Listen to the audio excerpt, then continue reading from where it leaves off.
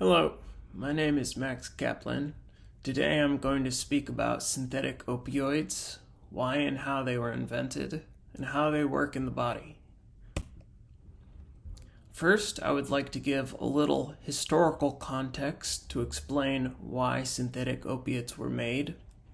You may be aware that in the late 1930s, Germany was planning an invasion of Poland. England had promised to back Poland in the case of a German invasion, and the world's main supply of poppies for opiates was in Australia, a British ally. With their North Sea ports blocked by Britain and essentially landlocked, Germany could expect to be cut off from opiate supplies if it started a war, which is exactly when they would need them the most. It was under these circumstances, in 1938, that Otto Schaumann developed the first entirely synthetic opiate. I should mention that it was an accident. Schaumann was working on a synthetic method for atropine, an antidote for nerve agents, when he stumbled on a drug that had analgesic qualities. Schaumann called his drug pethidine. In the US, it is called mepridine or Demerol. In any case, the original method was a simple two-step synthesis. The first step is a cyclocondensation of benzyl cyanide with bis-chloroethylmethylamine using sodium amide and toluene. This gave the intermediate product, which is labeled here 5.3.3. Note the pyridine ring. As you will see in this presentation, this is a central feature of opiates. In the last step, the nitrile is converted to an ester using sulfuric acid and ethanol.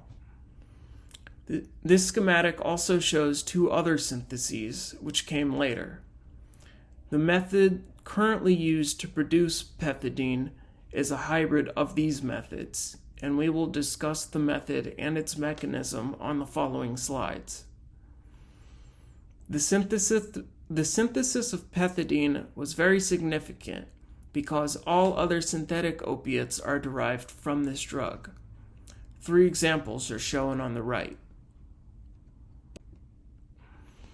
This is how pethidine is made today. In the first step, sodium amide is used to deprotonate the benzyl cyanide. The negative ion acts as a nucleophile, attacking the bis-chloroethylmethylamine in an SN2 mechanism.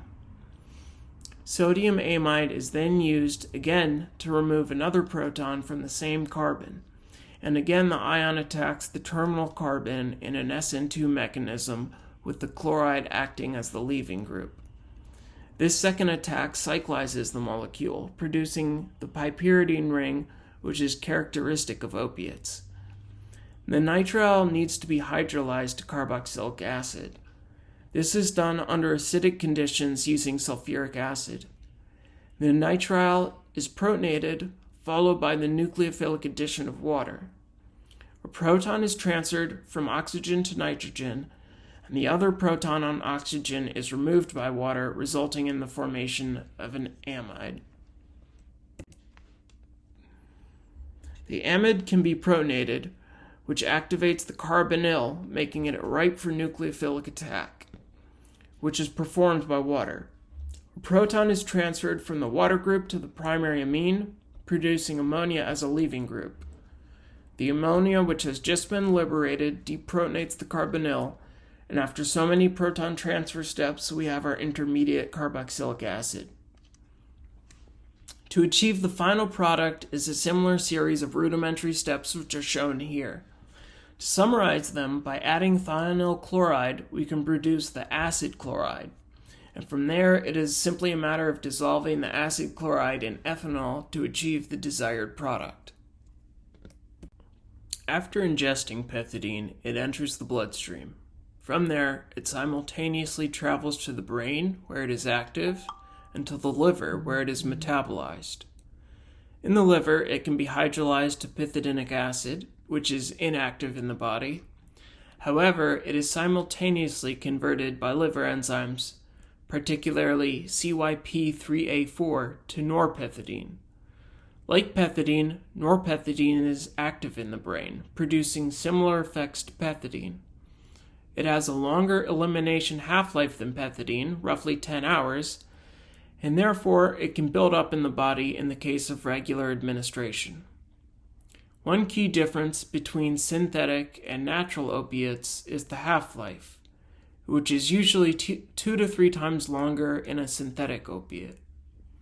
The production of the liver enzyme CYP3A4 has a tremendous amount of variability between individuals. For this reason, the amount of pethidine or other opiates required to achieve the desired effects varies greatly among individuals. This is an important consideration for doctors in prescribing opiates. It is also noteworthy that norpethidine exhibits hepatotoxicity. It is one of the only opiates to do so. Some norpethidine is excreted directly, and some is converted to norpethidinic acid, which, like pethidinic acid, is inactive in humans. Pethidine and other opiates enter the brain through the blood-brain barrier, which is a highly selective, semi-permeable membrane which separates the blood of the body from the fluids which come in contact with the central nervous system.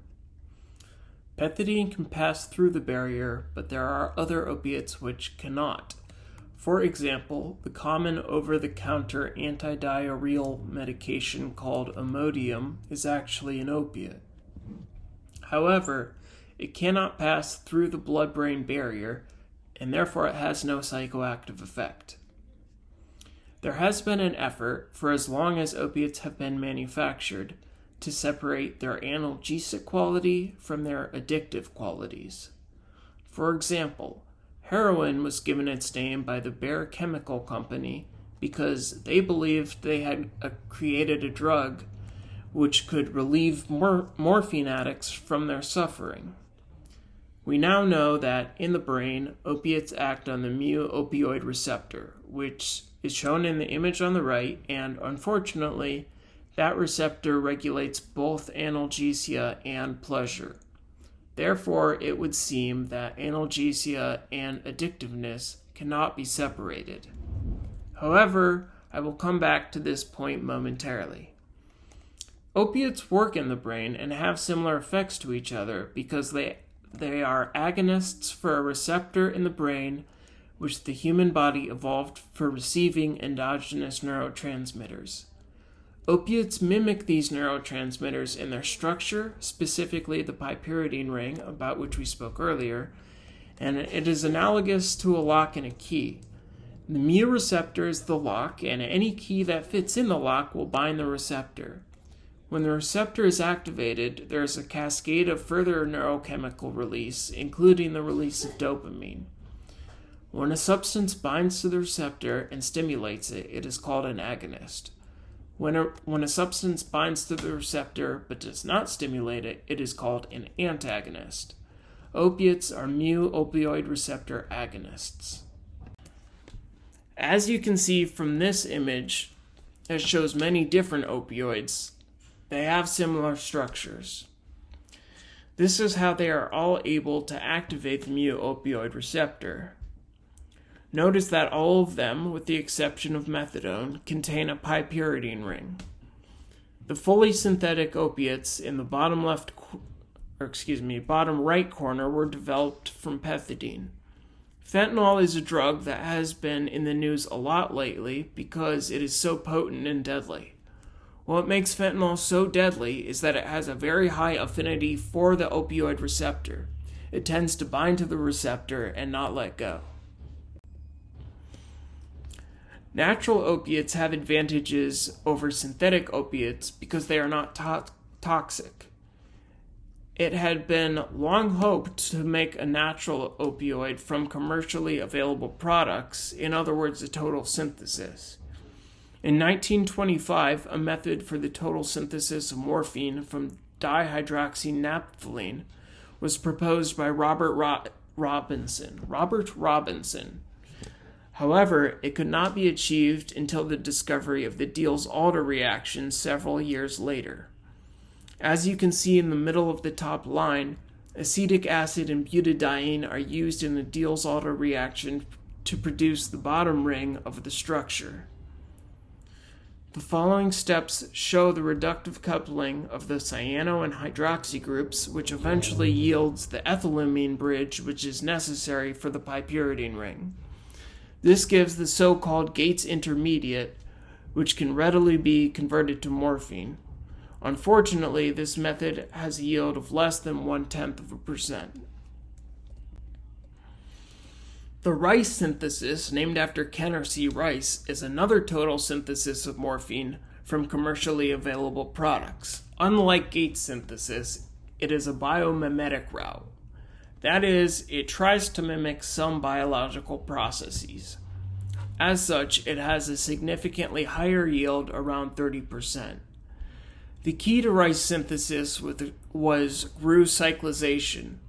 GRU cyclization is an acid-catalyzed cyclization of a substituted tetrahydropyridine, and tetrahydropyridine is one double bond away from being a pypyridine. The bottom left shows the mechanism for GRU cyclization. On the bottom right, the conversion of molecule 68 to 69 represents GRU cyclization as it applies to morphinones. By changing the identity of R1 and R4, hundreds of novel opiates can be synthesized. Earlier we talked about the mu opioid receptor, and I want to return to that to wrap up this presentation. Naloxone, naltrexone, and buprenorphine are three semi-synthetic opioids which are derived from oxymorphone, which itself is derived from morphine. What is interesting about these molecules is that, although they bind to the mu opioid receptor, they do not stimulate it. In other words, they are called antagonists. You may ask, why is that useful? And it wouldn't be, except that they also have a very high affinity for the receptor. Naloxone, naltrexone, and buprenorphine will outcompete just about any other opiate at the receptor except for fentanyl. These molecules will actually remove opiates that are binding the receptor and replace them. That is why these drugs are used to reverse opiate overdoses. Administering one of these drugs to a patient or addict who has taken too many opiates will immediately revitalize them. As such, they have saved tens of thousands of lives. Buprenorphine is a particularly interesting drug because it stimulates the receptor just a tiny bit, so it actually provides some analgesia, but it is practically impossible to overdose even if the dose is increased because it does not stimulate the receptor enough. All of these drugs are extremely important medicines in the treatment of drug addiction. The molecules that we've talked about in this presentation have a long and interesting history. They also have a future that depends on chemistry. I've tried to highlight some of these key points, and I hope you found them interesting.